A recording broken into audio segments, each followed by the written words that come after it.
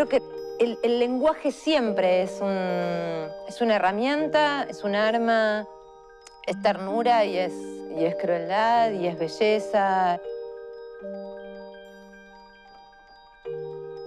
Estamos en la Sala del Tesoro de la Biblioteca Nacional para hablar con Vera Giaconi sobre su obra. Vera nació en Montevideo, Uruguay, pero ha vivido toda su vida en Buenos Aires.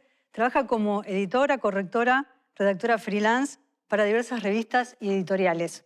Carne Viva es su primer libro de relatos, publicado en 2011, y que es una recopilación de cuentos cuya temática giran en torno a la figura de la mujer y la locura. Y Seres Queridos, su segundo libro de cuentos, fue uno de los 5 finalistas del Premio Internacional de Narrativa Breve Ribera del Duero 2015. Hola Vera, bienvenida. Hola, muchas gracias por la invitación. Lo primero a destacar es la complicidad y cómo nos implica Vera como lectores.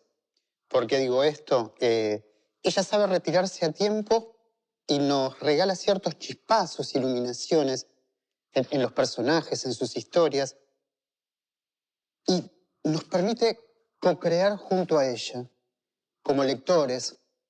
Nos permite que el acto de lectura despliegue todo su potencial, porque el acto de lectura es activo. Eso es lo que Vera nos hace dar cuenta. Lo elidido, lo que no está manifiesto, aquello que está detrás, pero manejando, pulsando una trama, Vera lo sabe manejar muy bien. Esos silencios, ¿qué significan? Reflexionemos sobre eso, Vera. Yo creo que hay dos partes, ¿no?, de lo que podría responderte a eso.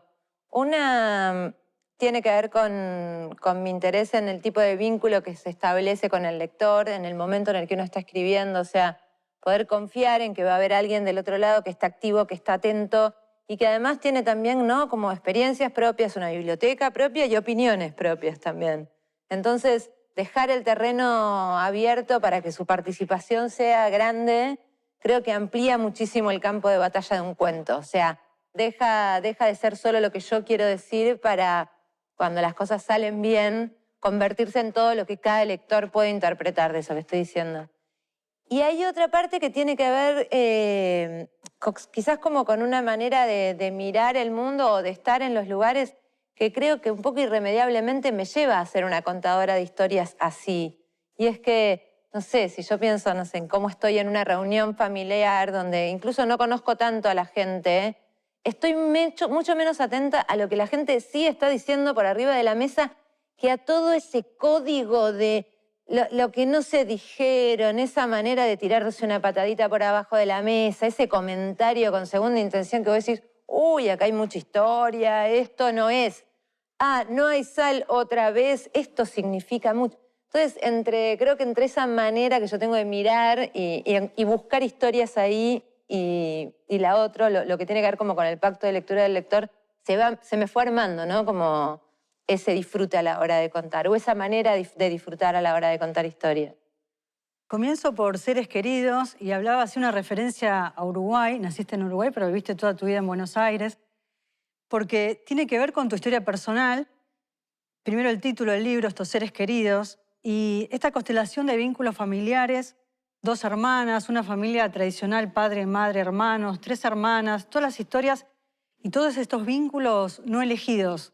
¿Esta construcción ficcional tiene que ver con tu propia construcción de vida, con tu propia biografía? Sí, sí, definitivamente. También, ¿no? Un poco por esa cosa de extrañeza, eso de poder estar como un paso más lejos en términos de distancia, ¿no? No de capacidad de observación, sino como un poco alejada de ciertas cuestiones que para mucha gente son naturales. Mis viejos se vinieron para la Argentina escapando de la dictadura uruguaya, de Guatemala a Guatepeor, cayeron acá justo cuando empezó la dictadura argentina, pero se quedaron. Yo tenía menos de un año cuando me trajeron y nos quedamos acá, vivimos toda la vida acá, pero con todo el resto de mi familia, tíos, abuelos, primos, que es toda esa gente como más nuclear en el comienzo de la vida, ¿no? Como la vida se arma alrededor de esos vínculos, que yo no tuve. Eran un llamado telefónico a una carta durante muchos años hasta que pudimos volver a Uruguay. Entonces, para mí la experiencia de los abuelos y los tíos era algo que veía en los otros. y para mí era algo absolutamente extraño, muy fascinante, que por momentos me parecía maravilloso y por momentos me parecía espantoso. Era como, todos los domingos tenés que ir a la casa de esta señora que se nota que no te cae muy bien. Entonces tenía como una capacidad para pensar sobre eso que quizás no hubiese tenido si mi vida hubiese sido más convencional en ese sentido. Y siempre me resultó fascinante. Entonces sí, mi biografía en ese aspecto y los intereses están muy trenzados. Esos seres queridos, esos vínculos tan íntimos que nos forman y nos conforman, que nos constituyen con lo bueno y con lo malo. Y ahí es donde quiero ir. No están idealizados. A veces aparece la violencia, a veces aparece el extrañamiento de alguien tan cercano, pero que es un extraño a veces. Todo ese universo aparece en esas iluminaciones que haces. Es que a mí por lo menos me pasa que pensar que esa persona que está cerca es un extraño a veces, para mí es un extraño siempre. Cuando te despertás a la mañana tenés que fijarte con quién es la persona con la que te estás despertando. Está de buen humor, está de mal humor, le pasó algo, soñó con algo, se le cambió el ánimo.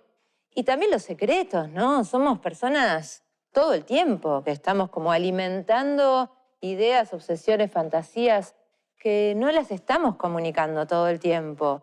Y la convivencia por ahí te lleva como a una relajación y a una idea de sé todo de esta persona. Pregúntame a mí que yo te explico. Como si en realidad pudiéramos quedarnos quietos por un segundo. O sea, estamos siendo modificados todo el tiempo por todas las cosas. Incluso, digo, estamos viviendo un momento como este de pandemia absoluta, de encierro. Y aún en el encierro, donde la vida cotidiana se redujo a lo mínimo, estamos todos estallados anímicamente y transformándonos todo el tiempo. Somos seres demasiado sensibles como para mantenernos iguales por mucho tiempo. Entonces somos un poco un misterio, a veces medio monstruoso, a veces bellísimo. Depende, ¿no?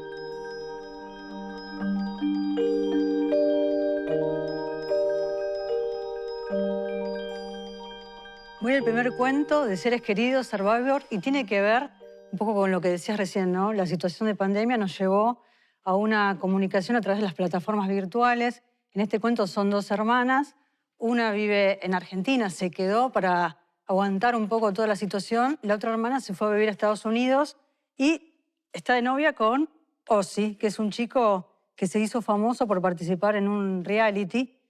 Y ella dice, no había nadie en el mundo a quien yo quisiera más que a mi hermana, y a su vez no había otra persona que despertara en mí sentimientos tan bajos como el rencor y la envidia. Y acá este vínculo de paridad, son dos hermanas. También este vínculo de espejos, ¿no? Porque uno se ve en espejo con un hermano, con todo lo que conlleva la imagen que nos devuelve ese espejo, pero también el tema del reality. ¿Qué significa este reality? ¿En qué nos hace pensar, no? Aparece como un elemento que nos lleva a pensar cuánto hay de reality en la realidad y cuánto hay de ficción que mostramos en los vínculos también. Bueno, a mí me pasa que tengo, por ejemplo, mi hermano se fue a vivir a México hace unos años, ¿no? Y mi relación con él es muy estrecha, somos muy amigos, yo lo necesito y lo extraño mucho. Y es muy, muy frecuente, pero sobre todo por Skype, por ejemplo, un poco como en el cuento, en su barco. Y hay algo, me parece, como en esos vínculos que se tienen que establecer a la distancia, que se parece mucho a los realities. Porque digo, le han puesto reality a ese tipo de programas de televisión cuando son el colmo del guión, la edición y la construcción de una idea de realidad para vender en realidad un concepto que siempre tiene que ver con alguna otra cosa. Y a mí me pasa mucho con mi hermano, que tengo que estar muy atenta a qué le cuento y a qué no le cuento, pero no para esconderle cosas, sino para tratar de que él esté realmente enterado de qué me está pasando. Porque uno tiene, por ejemplo, el impulso de cuidar al otro de lo que a uno le pasa y al revés.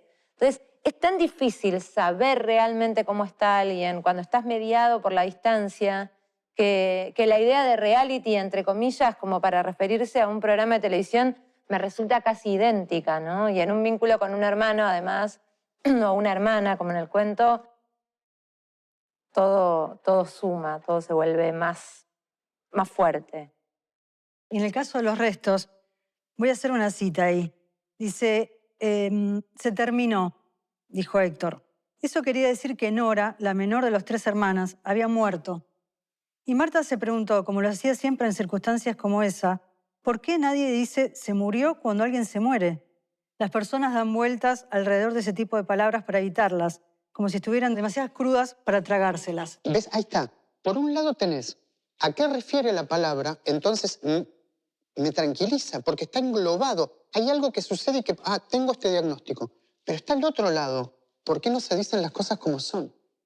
¿Cómo pensás, Vera, que nos relacionamos con las palabras, ¿no? Porque en este trabajo me da la sensación que llevas al lector contra las cuerdas para hacerlo pensar qué decimos cuando decimos, ¿no? ¿Cómo nos relacionamos con estas palabras?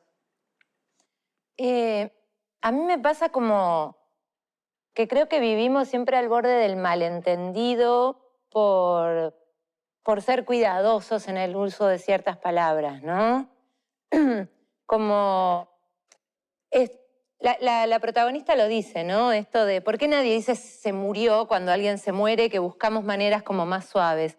Y a veces como en la necesidad de proteger al otro de lo que nos pasa o de lo que tenemos para comunicarlo, terminamos usando eufemismos o maneras o ciertas construcciones que ya son un lugar hecho, pero que habilitan malentendidos. O sea, no sé, pienso en una conversación de una pareja que está decidiendo separarse. Y lo difícil que es por ahí decirle a alguien es que no te quiero más. Entonces uno da largas explicaciones, busca eufemismos, no sos vos, soy yo, que son como los lugares comunes, ¿no? Pero a veces decir las cosas exactamente como son nos facilitaría mucho todo, pero también qué cruel que sería el mundo, ¿no? Entonces, para mí hay una tensión ahí, y la vivo yo, ¿no? Como, ¿cuándo decir exactamente lo que estoy pensando? ¿Cuándo lo que estoy pensando es demasiado cruel e innecesario? Y hay una manera más amable de llegar a una misma conclusión. A veces la realidad es demasiado grande para usar las palabras que la realidad requiere y necesitamos palabras más suavecitas. A veces seguimos siendo, ¿no? Un poco como niños, donde el vocabulario está ahí, un poco para enseñarnos cómo son las cosas, pero un poco para que no nos lastime también. Y les elegimos otras palabras a ellos para contarles lo que está pasando que las que usamos entre nosotros.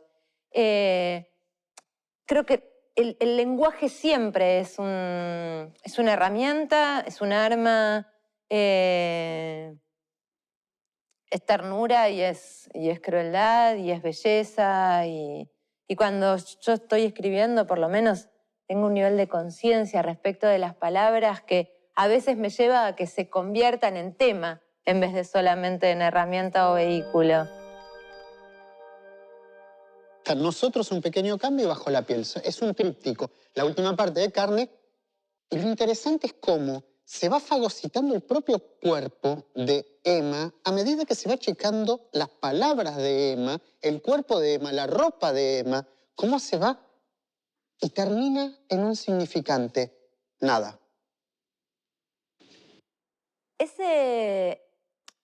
Ese trabajo que están marcando en relación con ese cuento fue una combinación como de algo encontrado accidentalmente y que una de las personas con las que trabajo así de tallereando, le decimos como mostrándonos el material y haciéndonos devoluciones y qué sé yo, me lo marcó, me dijo, ¿te das cuenta de que estás haciendo esto?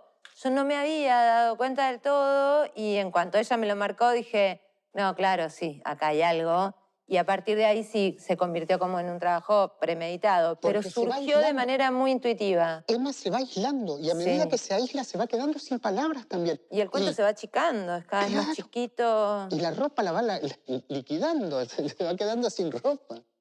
Claro. Pero fue un proceso que fue un poco intuitivo, me lo marcaron, cuando me lo marcaron lo identifiqué muy rápido porque era muy obvio, y ahí sí fue como, sí, esto hay que usarlo, hay algo ahí.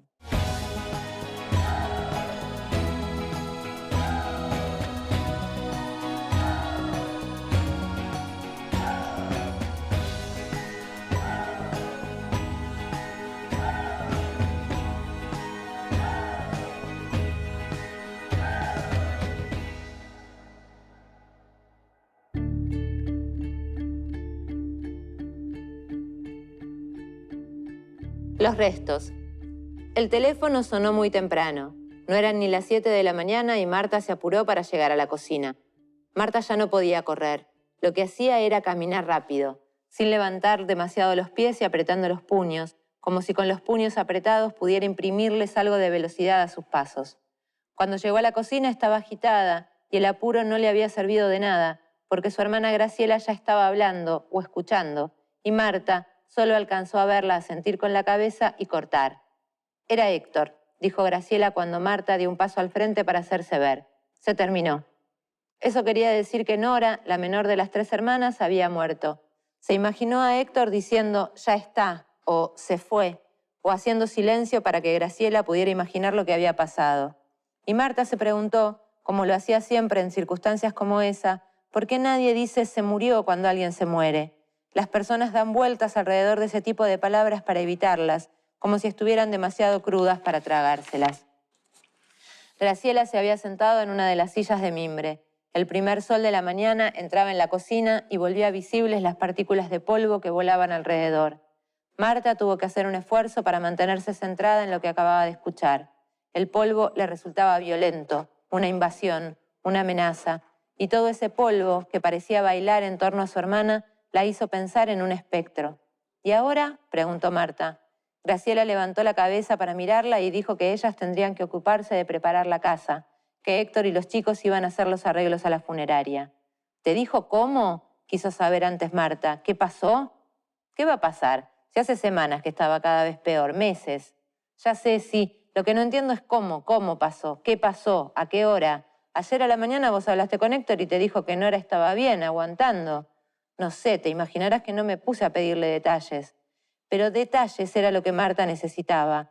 Para ella la muerte era un acontecimiento, algo que ocurre y que, por lo tanto, tiene un paso a paso, como una fiesta o una receta o una mudanza. Si alguien dice, me mudé, una le pregunta a dónde, cuándo, incluso puede preguntar por qué si es que la mudanza le resulta algo repentino o inesperado. Hay muchas formas de morirse, incluso en el caso de los desahuciados. Hay detalles que modifican todo y hacen que cada muerte sea la muerte de alguien. Hacía años que Marta estaba haciendo un catálogo de todas las muertes cercanas. Sentía que quizá eso le daría la oportunidad de adivinar o elegir la propia. En su caso, sospechaba que iba a morir de repente, de un ataque al corazón quizá, en pleno invierno, y que iba a estar sola, en la calle, y que los paramédicos tendrían que abrirse paso entre su bufanda, el abrigo, el doble suéter, la blusa y la camiseta que solía usar en días fríos antes de descubrir que ya no podrían hacer nada por ella. Su viaje al hospital sería en una ambulancia silenciosa, un viaje idéntico al que haría luego a la funeraria y finalmente al cementerio. «Si no te apurás me voy sola», dijo de pronto Graciela a sus espaldas, y Marta se quedó mirándola. No podía imaginar una muerte para Graciela. «¿Le aviso a Camila? Quizá quiera mandar algo o llamar. Es tu hija, sé lo que quieras», dijo Graciela cerrando la puerta del baño a sus espaldas. «Ella quiere mucho a su tía». «Quería», corrigió Graciela, asomando apenas la cabeza antes de volver a desaparecer tras la puerta. «Quería». ¿Sabes qué? Dumas es un cuento del que me cuesta mucho hablar. Es el más autobiográfico. Es mi abuelo, Dumas. Lo pude publicar porque mi abuela, su mujer, murió en el proceso en el que yo estaba terminando de escribir el libro, con Dumas ya terminado. Y no porque me lo pidiera nadie, y mi abuela no leía mucho, pero sí me leía a mí. Y dije, no le puedo hacer esto, o sea, no quisiera que ella se leyera, porque es él, es ella, es indiscutible. Entonces es un cuento del que me cuesta mucho hablar con la distancia necesaria como para poder entender qué hice, porque siento que es un homenaje a él, que para poder homenajearlo en lo que él era me tuve que cargar a un montón de gente,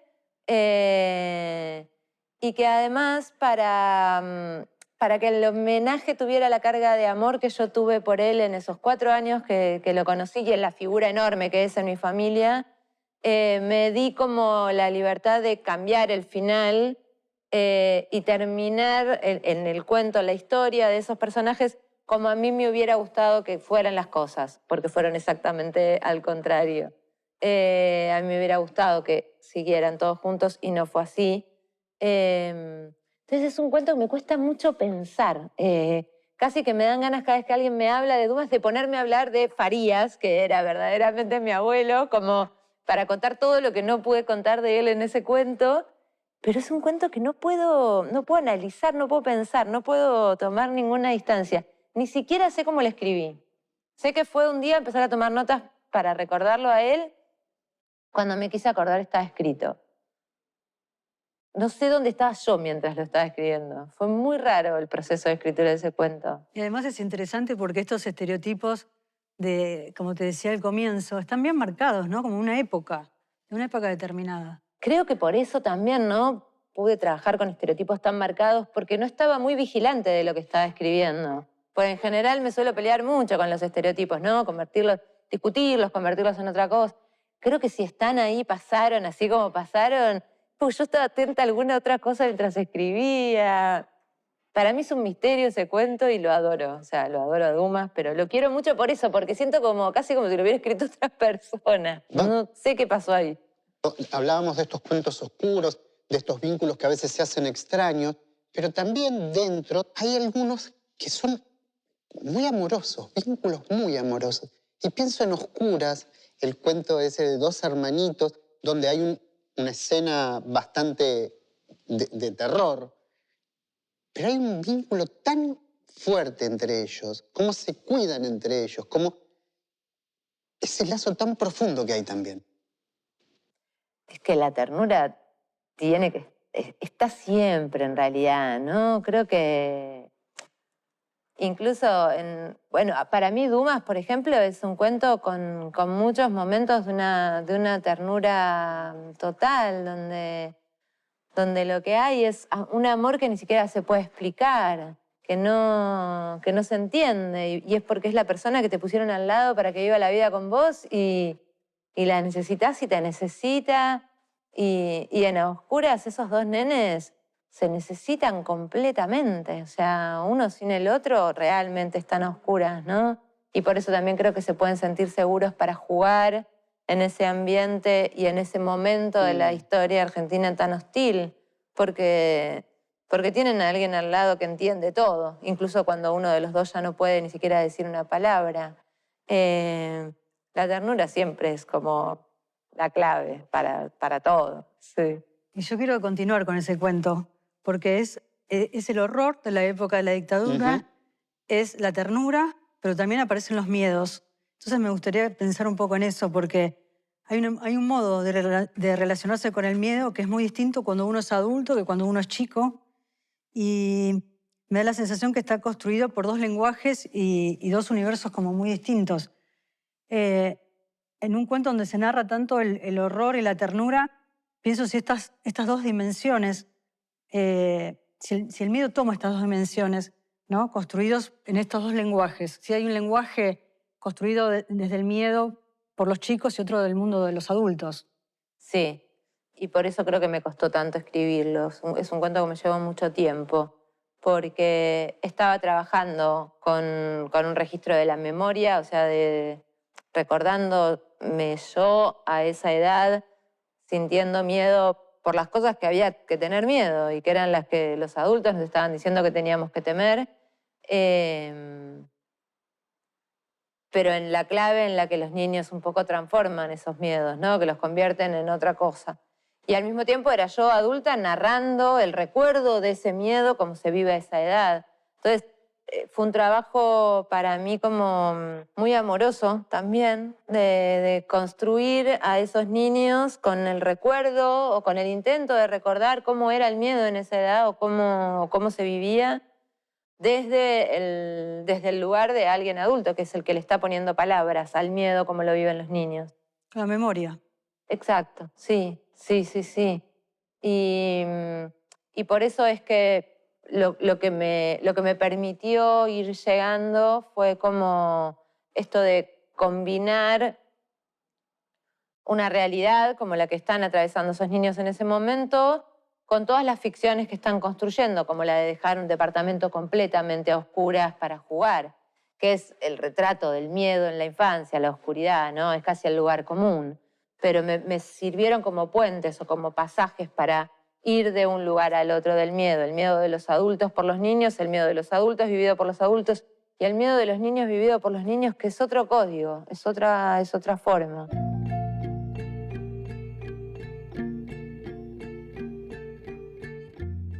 Pienso en Reunión Sí. como el cuento donde explota, como el más desarrollado, donde se filtra la ficción y donde alguna vez contaste que lo escribiste muchísimas veces.